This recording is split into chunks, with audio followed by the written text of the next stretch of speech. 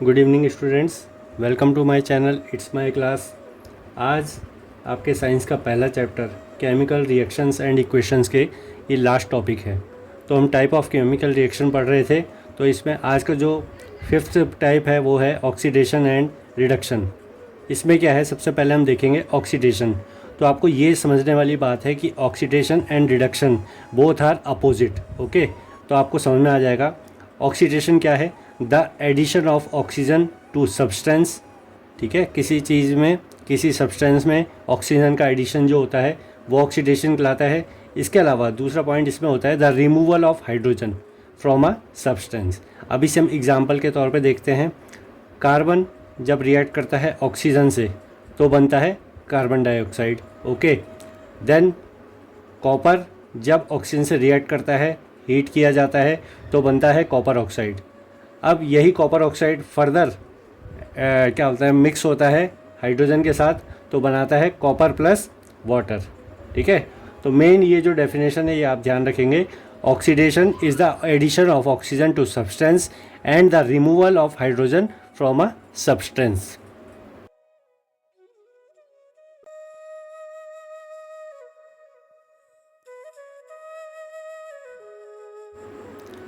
अब हम यहाँ पे पढ़ेंगे रिडक्शन। ऑक्सीडेशन हमने पढ़ा था, उसका अपोजिट है रिडक्शन। तो इसमें पहला पॉइंट है the addition of hydrogen to substance. उसमें क्या था? The removal of hydrogen to substance. Second point the removal of oxygen from a substance in this reduction. और आपके ऑक्सीडेशन में क्या था? The removal of hydrogen from a substance.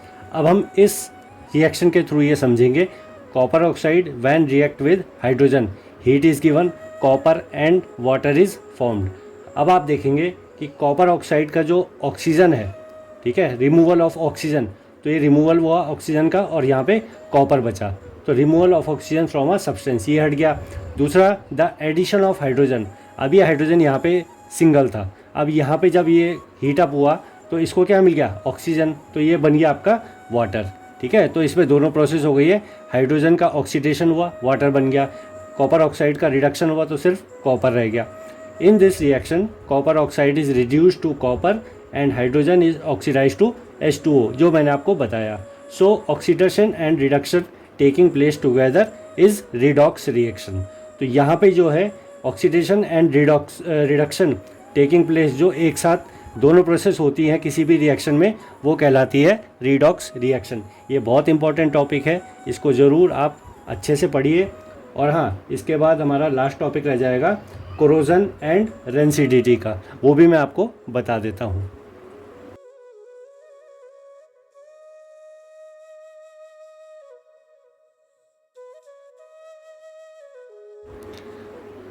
तो अब इस टॉपिक में जो हम पढ़ते हैं, effects of oxidation in daily life. ठीक है, ऑक्सीडेशन का जो है क्या प्रभाव पड़ता है हमारे डेली लाइफ में। तो सबसे पहला जो होता है वो होता है कोरोजन। ये आपके लिए शब्द थोड़ा नया होगा, कुछ के लिए कुछ ने सुना होगा, लेकिन ज़्यादातर लोग इसे पहली बार सुन रहे होंगे आप लोग। When a metal is exposed to substances such as moisture, acid, etc. for some time, a layer of hydrated oxide is formed which weakens the metal and hence metal is said to be corrode। अब यहाँ पे एक चीज़ समझने वाली बात है कि जब किसी भी धातु को, मेटल को छोड़ा जाता है कुछ समय के लिए, मतलब कोई भी धातु है अगर आपने छोड़ी है किस में, सच एज मॉइस्चर, नमी, एसिड, अम्ल एट्सेट्रा फॉर सम टाइम, तो उसके बाहर से एक लेयर बन जाती है हाइड्रेटेड ऑक्साइड की। ठीक है, वो लेयर बन जाती है, उसके कारण क्या होता है, जो मेटल है वो कमज़ोर हो जाता है और इसलिए मेटल को कहा जाता है कि वो कोरोड हो गया है। अब देखिए इसके एग्जांपल, अब आपको समझ में आएगा कि ये आपके डेली लाइफ में कैसे इफेक्ट करता है। रस्टिंग ऑफ आयरन, लोहे में जंग लगना। ब्लैक कोटिंग ऑन सिल्वर, आपने देखा होगा कि कई बार सिल्वर जो आपके चांदी के बर्तन हैं या चांदी का कोई अगर चम्मच होगा या चांदी का सिक्का होगा, प्योर अगर होगा, ठीक है, तो वो धीरे धीरे काला पड़ने लगता है। इसके अलावा ग्रीन कोटिंग ऑन कॉपर, तांबे का लोटा देखा होगा आपने, तांबे के चम्मच देखे होंगे कि उन पे भी हल्का हल्का सा हरा रंग आ जाता है। किस कारण से आता है? Due to corrosion. ठीक है, corrosion can be prevented by galvanization, electroplating और पेंटिंग।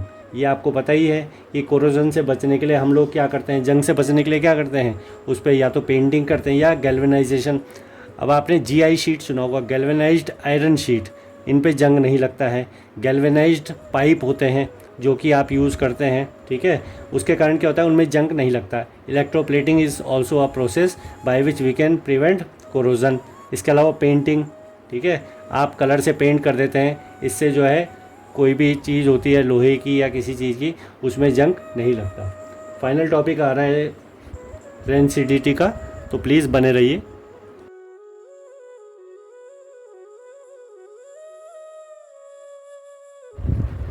ये आपका लास्ट टॉपिक है rancidity.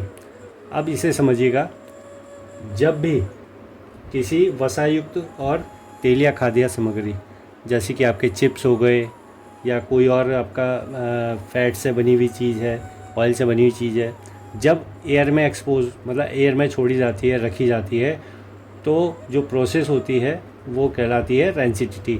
The oxidation of fats and oils when expose to air is known as rancidity, ठीक है।